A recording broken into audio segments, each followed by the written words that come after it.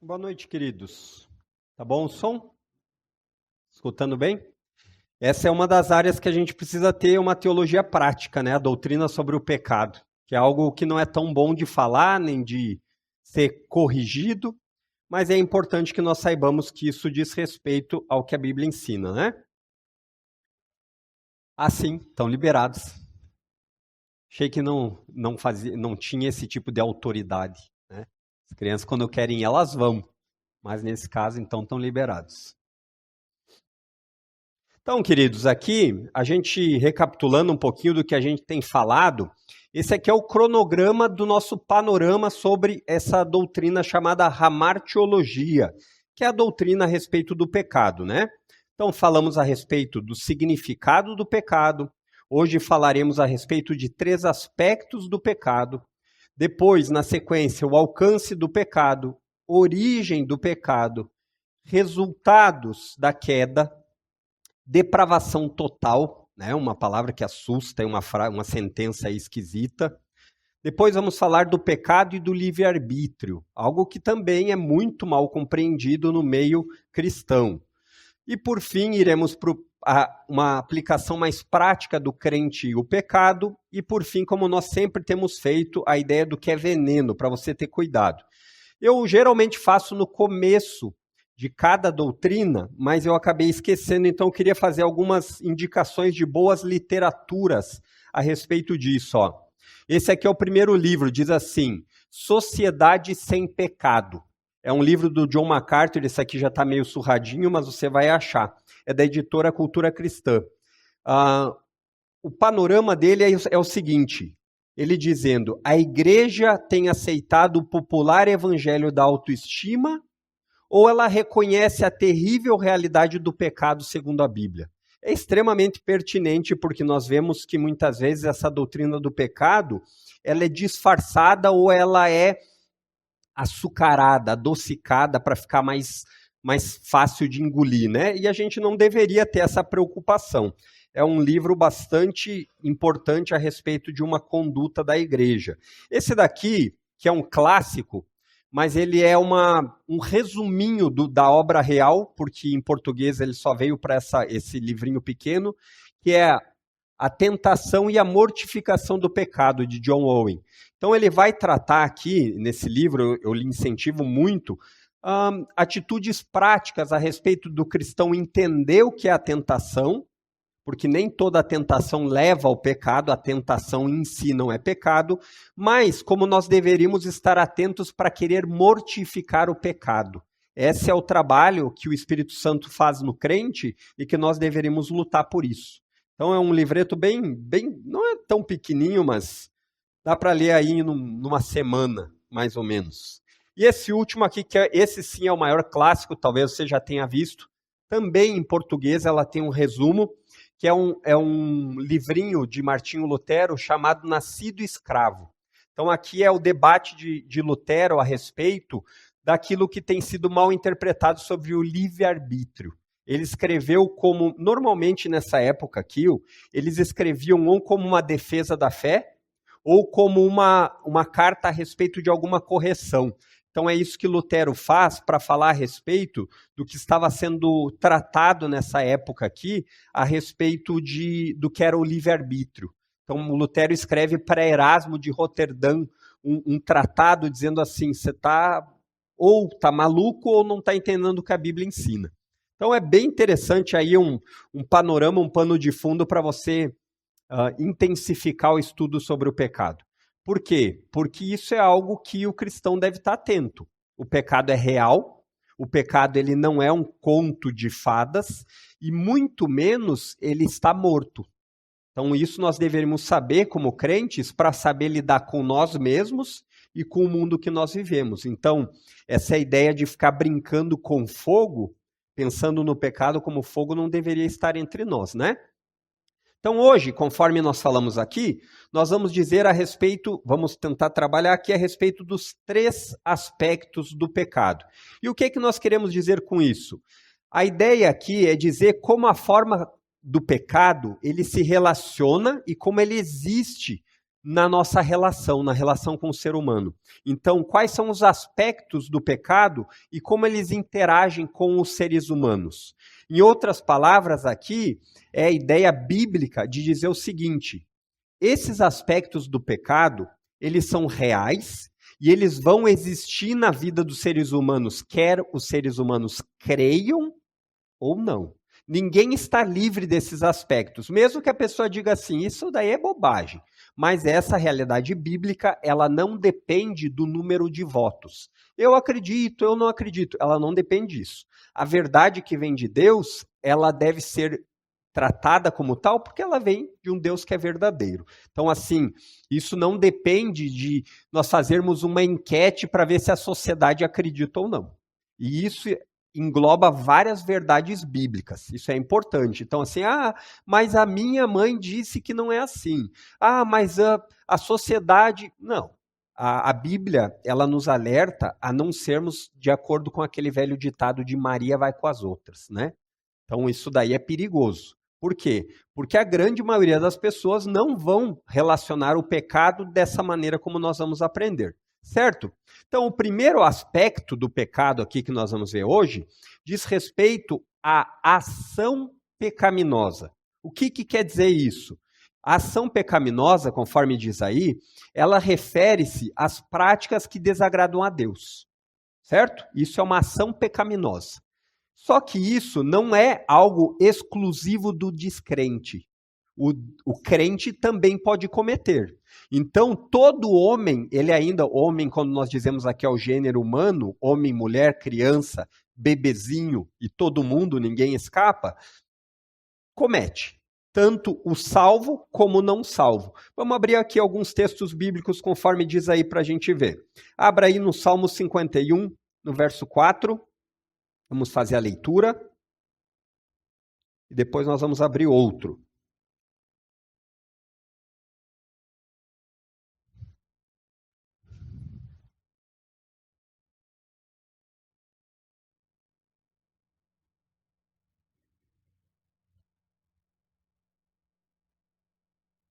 E esse texto ele tem uma peculiaridade bem interessante também no seu contexto. Então, aqui você vai ver Davi confessando a respeito aqui de um pecado. Ele diz assim: pequei contra ti, somente contra ti, fiz o que é mal aos teus olhos. Por isso, tem razão no que dizes, e é justo o teu julgamento contra mim. Então, Davi aqui ele está falando a Deus, que ele reconhece que ele pecou contra o Senhor. Mas se você ler esse contexto aqui do Salmo, você vai ver que aqui foi o momento em que o profeta Natan chega para advertir, corrigir, repreender Davi a respeito do seu adultério. Então, vocês devem lembrar do nosso encontro passado, que existem pecados que são de comissão, de agir. E muitas vezes o pecado de comissão, ele é entre nós seres humanos, né? Então, quando Davi peca aqui, e ele está reconhecendo contra quem ele pecou, você percebe que por mais que ele tenha pecado contra a mulher e também contra o marido da mulher, né? De Batseba, mas você percebe que o reconhecimento de Davi aqui é que todo pecado, mesmo que seja cometido entre nós, uns contra os outros, em primeiro lugar, ele ofende a Deus. E isso deveria sempre estar bem claro na nossa mente.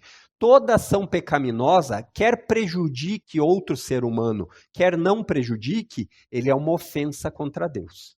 Então, aquelas vezes que nós muitas vezes dizemos assim, mas uma mentirinha não tem tanto problema porque ela não prejudicou ninguém. Esses pensamentos acontecem, né? Entre o meio aí, principalmente entre os jovens aí, essa ideia de que eu vou criar um perfil fake para entrar nas mídias sociais e não tem problema, porque afinal eu não tô machucando ninguém. E a gente diria, é verdade, não está machucando ninguém. Mas todo pecado, em primeiro lugar, é uma ofensa contra um Deus santo. Agora pule lá para o Novo Testamento, 1 de João, quase no finalzinho da sua Bíblia. De 8 a 10.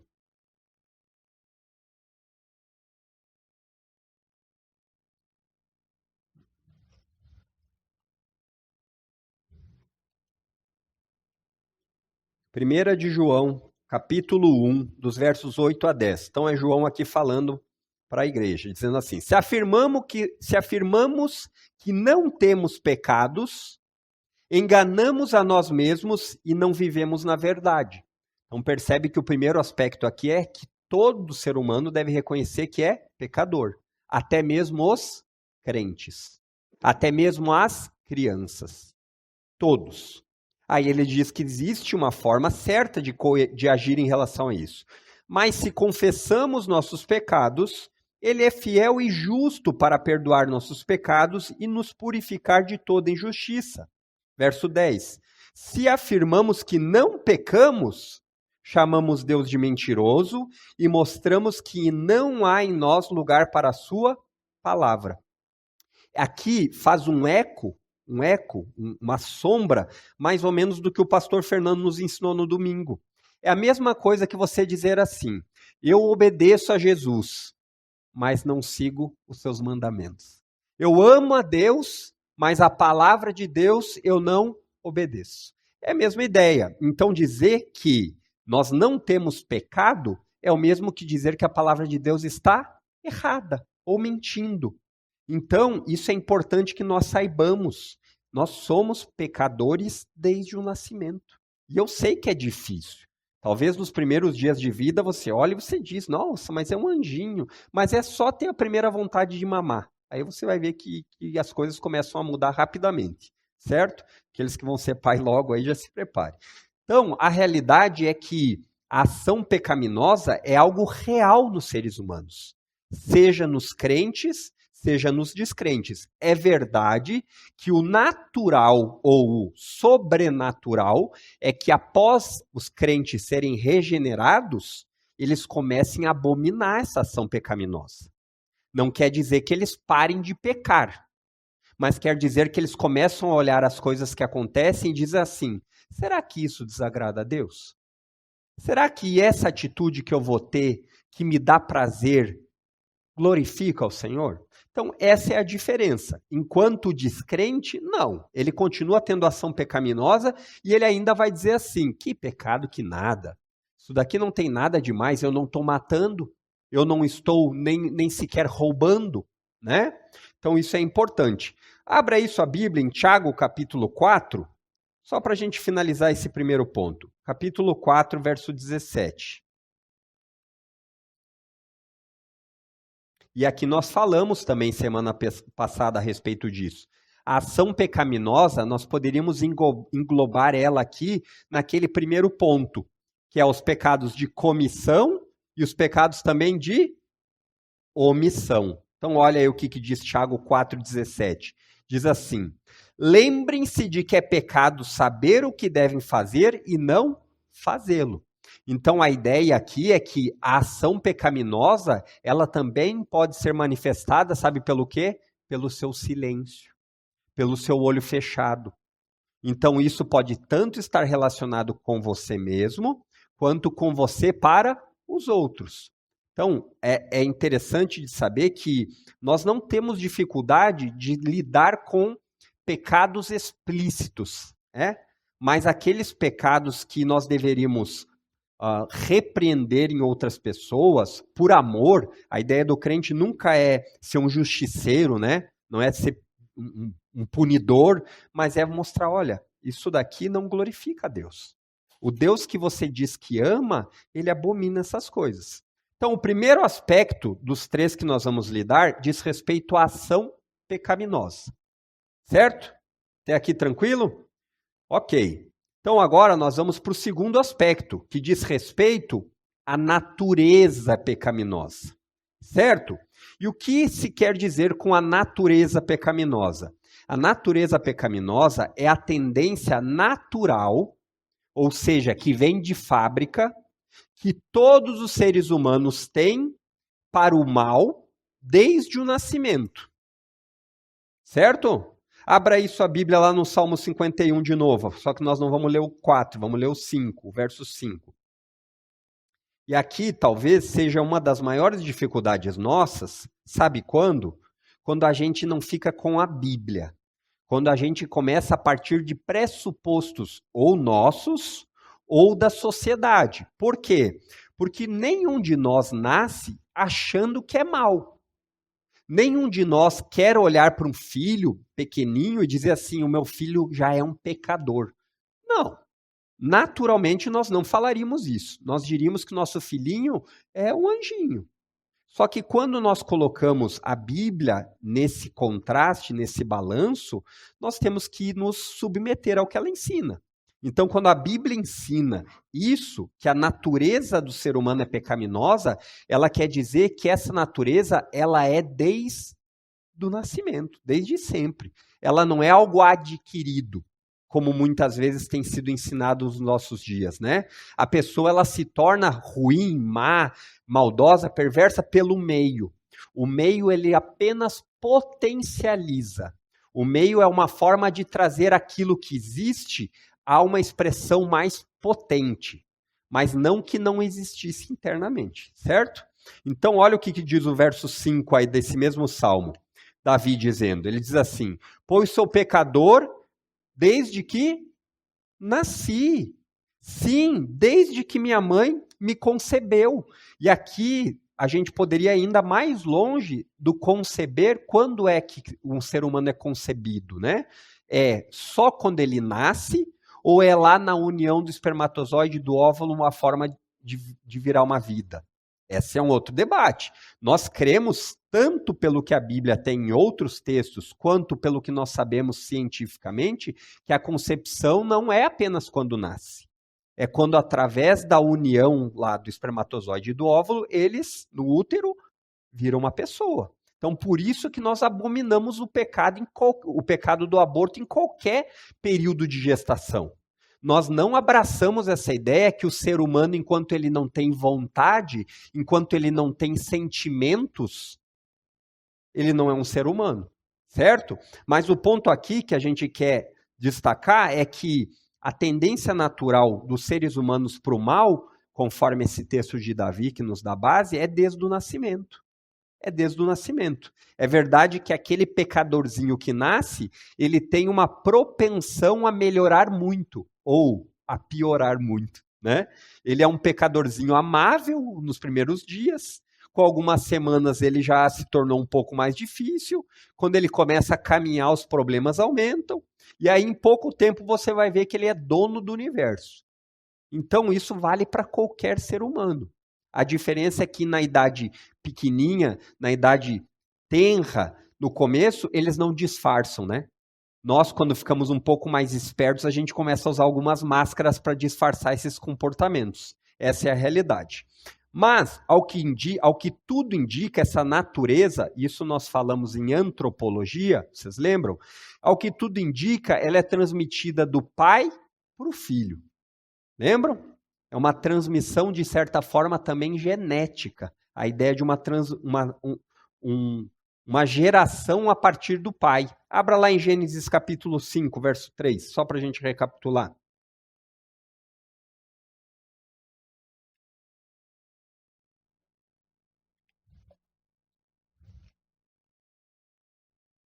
Aqui é a genealogia de Gênesis para falar lá dos filhos de Adão. Então você percebe que ele vai descrevendo aí em relação a isso. Aos 130 anos, Adão teve um filho chamado Sete, que era semelhante a ele, à sua imagem. A ideia de transmissão conforme Adão. E assim você vê que a transmissão vai sendo feita. Também o Salmo 51 que nós lemos transmite a realidade de Davi reconhecendo que em pecado me concebeu minha mãe. A ideia do quê? Que ele nasceu em pecado. A ideia do em pecado me concebeu minha mãe não está relacionado com Davi falando no ato sexual. Está relacionado com a geração do pecado na natureza dos seres humanos. Isso é importante, porque esse conceito de que o ato sexual é o pecado, isso não é bíblico. Tá? Deus fez a sexualidade como algo bom para ser desfrutado dentro do casamento. Tudo que é feito fora do casamento e fora da forma como Deus planejou é pecado e se torna ruim, se torna distorcido. Os seres humanos são capazes de pegar aquilo que é bom de Deus e depravar, distorcer. Por quê? Por causa da natureza pecaminosa. e ainda arranjar justificativas, né? Então, a natureza pecaminosa, ela é uma realidade ligada à depravação total do ser humano. Vamos falar mais para frente, mas recapitulando, quando nós dizemos a depravação total, nós não estamos dizendo que o ser humano é mau no seu potencial máximo. Não, nem perto, né? Mas que todas as áreas do seu ser, volição, vontade, intelecto, desejos, estão contaminados pelo pecado, estão distorcidos, por isso depravação total, certo? Mas não quer dizer que um ser humano faça tudo sempre que é ruim. Não quer dizer que o ser humano faça tudo sempre de pior nessa vida. Não é isso. O termo quer dizer que o ser humano é capaz de fazer tudo, até mesmo coisas boas, sem levar Deus em consideração. Esse é o ponto, certo? E essa natureza pecaminosa, é o que compõe o conceito de pecado original. Então, pecado original não está tanto relacionado com o primeiro pecado, mas sim com os efeitos desse pecado de Adão comer da árvore do conhecimento do bem e do mal e seus efeitos sobre a raça humana. É essa a ideia do que é pecado original, certo? Então, se você tinha na mente que a ideia de pecado original é porque foi o primeiro, não é isso a plenitude do termo que os teólogos querem ensinar, certo? Principalmente os efeitos da natureza pecaminosa com relação ao relacionamento com quem? Com quem é o principal problema do pecado, da natureza pecaminosa? Com Deus. E a partir de Deus, nós temos problemas com os seres humanos. Porque, conforme Calvino vai ensinar também, e eu concordo com ele, enquanto você não tiver um relacionamento restaurado com Deus, os relacionamentos entre nós sempre estarão na corda bamba. Os seres humanos sempre estarão prontos para agredir ou então para agir em retribuição com vingança. Por quê? Porque enquanto você não entender quem Deus é, você não entenderá o que é a imagem e semelhança do homem feito à sua imagem e semelhança. Isso é bem importante. Então, isso é importante entender que até mesmo antes de ter idade para entender isso, o aspecto da natureza humana, da natureza pecaminosa já existe. Em que sentido? Crianças. Então, não quer dizer que as crianças, porque elas não conseguem entender conscientemente a respeito disso, que elas são isentas. Isso é importante saber também. Então, quando nós falamos a respeito disso, as posições que divergem disso são algumas que nós vimos no Sínodo de Dort. Então, o pelagianismo, ele vai dizer que o ser humano não nasce pecador. A natureza não é pecaminosa, mas que depois de um tempo ela se corrompe. O arminianismo, ele vai dizer que sim, ele nasce pecaminoso, mas que o ser humano recebe uma capacidade especial vinda de Deus para escolher entre o bem e o mal. Já no calvinismo, ele vai dizer que a natureza não só é pecaminosa, como a culpa dessa natureza, ela também vem no pacote. É algo que nós vamos falar a respeito disso no próximo ponto. Então, a natureza pecaminosa, ela é transmitida desde Adão e ela não vem sozinha. Esse não é aquele pacote à la carte que você liga da TV a cabo e diz assim, eu não quero tal canal. Esse canal deixa de fora. Não, essa aqui vem junto. A culpa, ela é transmitida junto. Não tem como escolher. Certo? Então, o que nos leva ao terceiro ponto, que é do terceiro aspecto do pecado, que diz respeito à culpa. E olha que interessante, isso nós vimos bem na pregação de Paulo aos Romanos, e talvez você lembre disso. Quando nós falamos em culpa, não é uma expressão propriamente do pecado, culpa e pecado, como sendo a mesma coisa. Mas a culpa, ela é o impacto que o pecado traz. Então, é como no tribunal de Deus, o pecado será acusação e o próximo passo é o veredito. Já que você é pecador, o veredito vai ser culpado ou inocente. Então, a culpa, ela é a expressão que vem da condenação. E ela não pode ser separada desses aspectos do pecado. É possível tratar do pecado sem a culpa? Não, não é. Mas o que eu estou dizendo é que a culpa não é o sinônimo de pecado. Culpa e pecado não são as mesmas coisas. Mas a culpa, ela está vinculada como um pecado.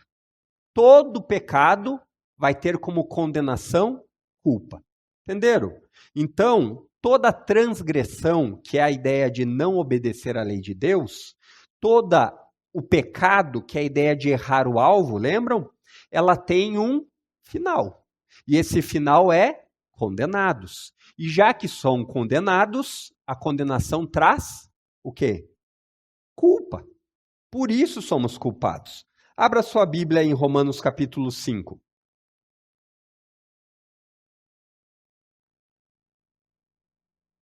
Romanos capítulo 5.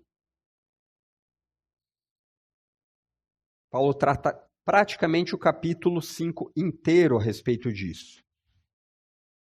De 15 a 19.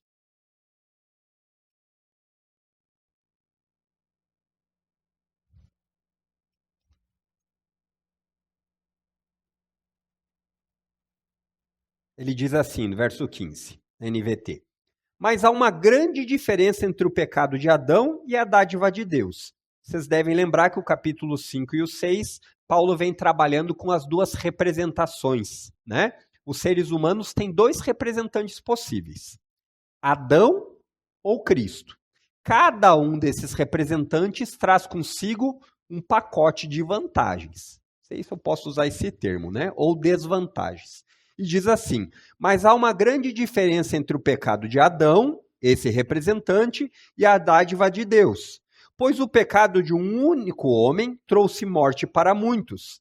Ainda maior, porém, é a graça de Deus e sua dádiva, que veio sobre muitos por meio de um único homem, Jesus Cristo. Porque a comparação de Paulo, se você lembra, é a seguinte: Adão só precisou cometer um ato de transgressão. Então, esse ato de transgressão, um único, já foi suficiente para a condenação. E ele está dizendo, só que com Jesus não é assim. Jesus não só perdoou um ato, como ele perdoou vários atos de transgressão. Por isso que a dádiva é muito maior. Não foi apenas por um pecado, foi por vários pecados que você comete. E aí ele continua dizendo, verso 16, e o resultado da dádiva de Deus é bem diferente do resultado do pecado de um único homem. Pois enquanto o pecado de Adão levou à condenação, a dádiva de Deus nos possibilita ser declarados justos diante dele, apesar de nossos muitos pecados. Percebe que ele está destacando que no tribunal de Deus, aqueles que estão em Adão estão culpados e condenados. Aqueles que estão em Cristo estão livres da culpa. E aí ele continua dizendo, verso 17, a morte reinou sobre muitos por meio do pecado de um único homem. Ainda maior, porém, é a graça de Deus e sua dádiva de justiça, e todos que a recebem reinarão em vida por meio de um único homem, Jesus Cristo. Verso 18, é verdade que um só pecado de Adão trouxe condenação a todos, mas um só ato de justiça de Cristo removeu a culpa e trouxe vida a todos.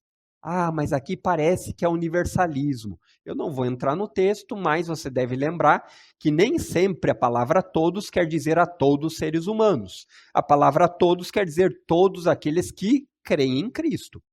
Já no caso de Adão, não precisam crer em Adão. Todos, desde que nascem, estão relacionados com ele. Então, é diferente o todos, né? E aí o verso 19 chega no fim. Por causa da desobediência a Deus de uma só pessoa, muitos se tornaram pecadores. Mas por causa da obediência de uma só pessoa a Deus, muitos serão declarados justos. Percebeu aí? Então, o que se tem aqui é uma declaração de culpados ou não culpados. Mas esse não culpados é por causa da filiação. É por causa de estar ligados a Cristo. Sem Cristo, por mais intelectual que você seja, por mais que você saiba versículos de cor, se você não estiver unido a Cristo por meio da fé, de depositar sua confiança nele, nenhum desses benefícios são válidos. Nenhum. Então, esse é o primeiro ponto. A culpa, ela só vai ser retirada do seu lombo, das suas costas, se for colocada nas costas de outra pessoa. É isso que Cristo faz. E aqui há duas opiniões sobre o respeito de Deus enxergar a culpa de Adão como pertencente a nós. Talvez você já tenha feito esse pensamento, né? Mas não fui eu, foi Adão. Né? Tem até alguns que falam uma piadinha. Quando eu chegar no céu, Adão. Né? Mas o ponto é que a Bíblia ela trabalha em duas esferas a respeito dessa transmissão de Adão.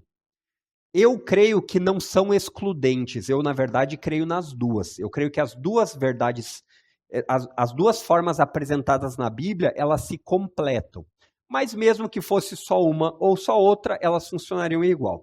A primeira, ela afirma, a primeira posição teológica, ela afirma que nós estávamos em Adão como semente. A Bíblia, muitas vezes, ela vai afirmar uma genealogia, mesmo a pessoa ainda não tendo nascido. Isso é o mesmo que equivalente assim, olha, isso já estava esperado. Então, abra aí sua Bíblia em Hebreus 7, para você ver isso que eu estou falando, para você entender. Hebreus capítulo 7, versos de 4 a 9.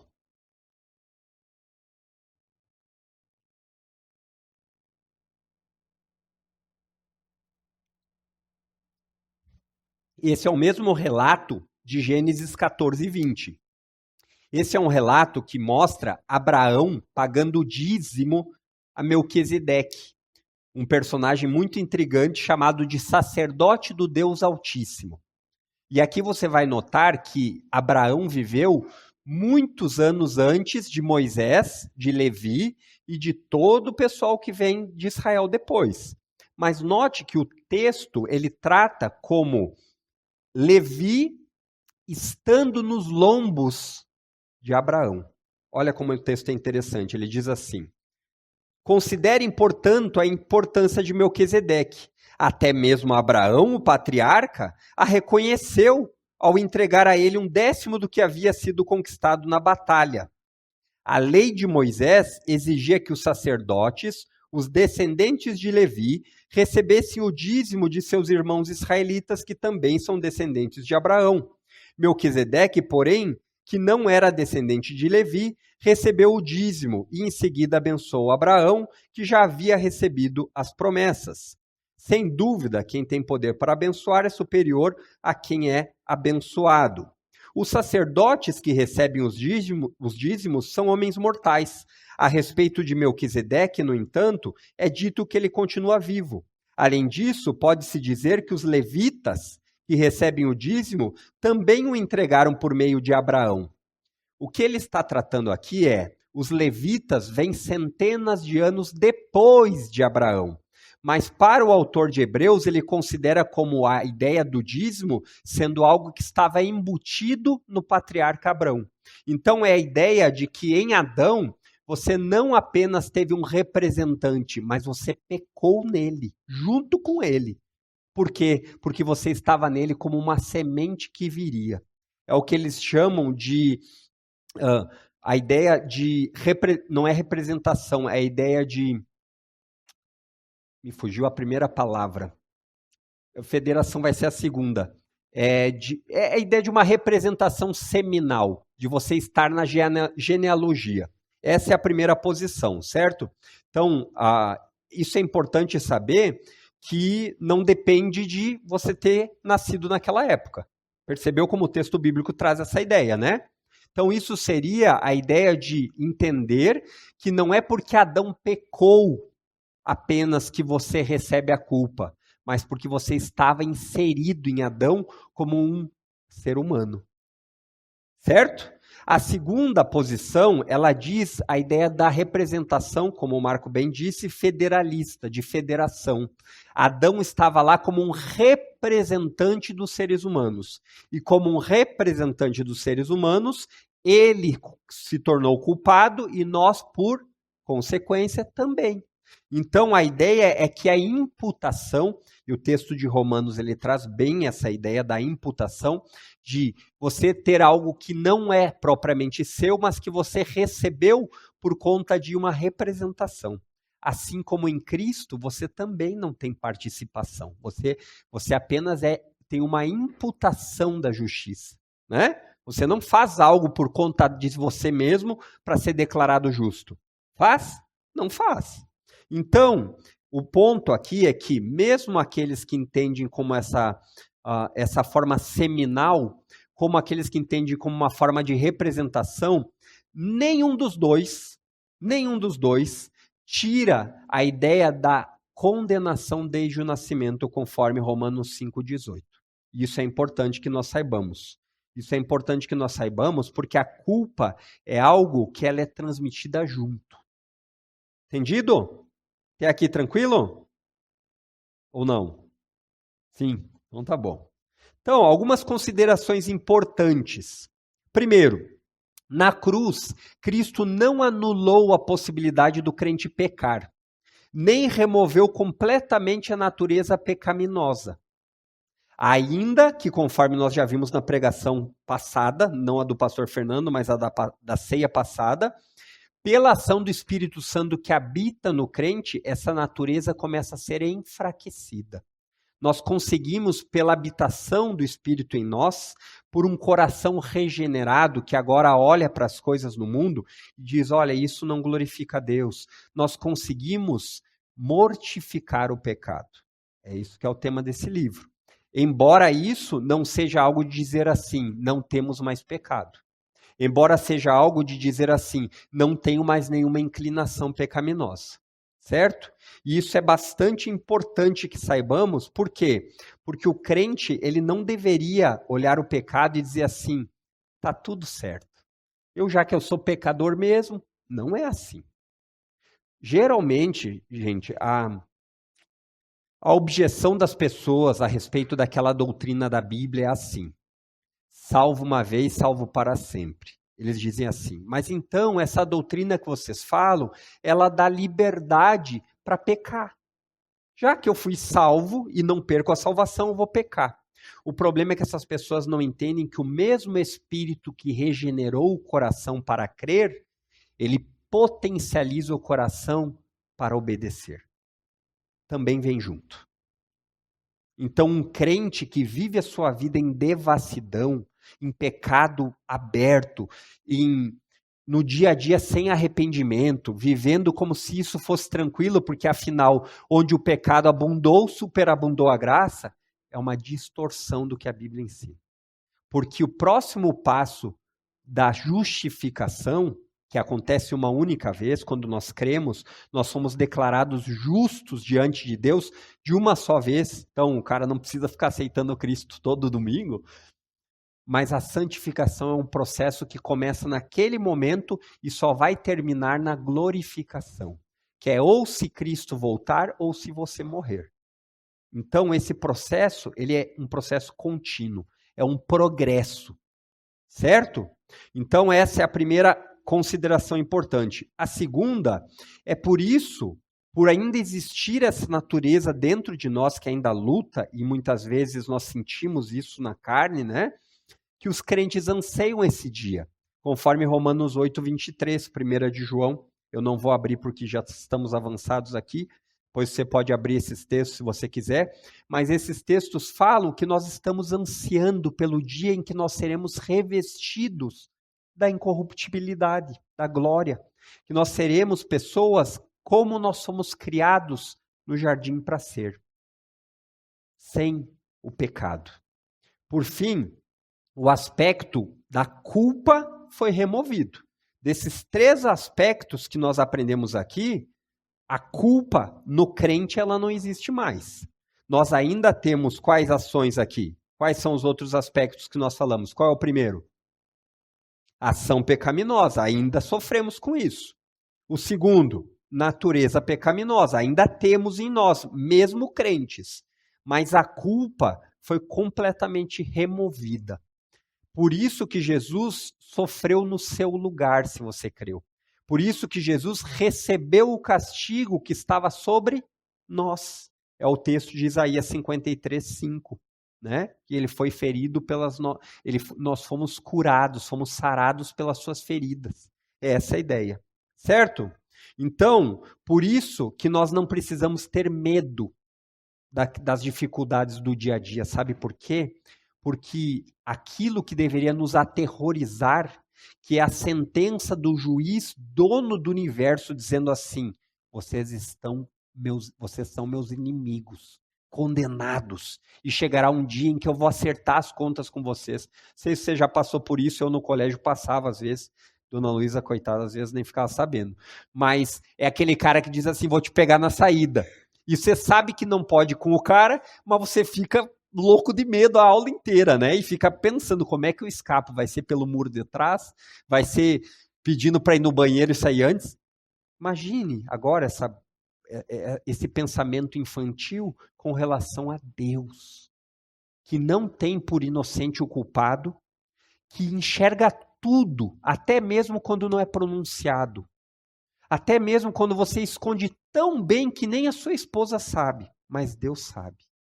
E aí, quando nós vemos que esse medo dessa condenação nós não precisamos mais ter, porque Jesus nos libertou disso. Então, nos dá uma perspectiva de viver no dia a dia com as dificuldades do trabalho, com as doenças, com as enfermidades, com o dia escuro da alma, da depressão, tudo isso com uma perspectiva diferente. E a gente tem que alimentar nossa mente com isso. Chegando ao fim aqui, queridos. Toda a humanidade está sujeita aos aspectos do pecado e também da culpa, proveniente do pecado. Não existindo outra saída, não tem outro meio, a não ser por meio de Cristo Jesus. Não existe outra alternativa, conforme diz João 14,6. Certo, queridos? Alguma pergunta? Alguma dúvida? Podem perguntar. Eu estou com bastante tempo aí. Minha meta é chegar às 10h30 em casa. Não? Então tá. Achei que iam perguntar coisas meio difíceis. E como é que faz com os bebezinhos que não quando eles morrem? Mas não tem essas perguntas muito bem. Vamos orar então. Feche seus olhos por um instante. Pai Santo, obrigado. Obrigado por nos abrir os olhos, não por causa de sermos melhores que os outros, mas pela tua bondade, graça e misericórdia. Ajuda-nos a enxergar o pecado da maneira como a Bíblia, a tua palavra, nos mostra. Horrível, causador da morte, e que deve ser cada vez mais nojento para nós que confiamos em Cristo como nosso Salvador. Que o teu Santo Espírito nos capacite a enxergar, que o teu Santo Espírito nos capacite a mortificar o pecado e nos ajuda por meio uns dos outros a sermos humildes para receber correções, exortações, incentivos. Que o árbitro realmente seja a tua palavra entre nós e não os nossos desejos, por mais sinceros que sejam, não as tradições do mundo e nem mesmo, Pai, a nossa própria vontade. Que o teu Filho Jesus seja o nosso único e suficiente Salvador e que nós tenhamos vidas que demonstram isso. Esse é o nosso desejo e oração. Amém, queridos. Até domingo, se Deus quiser.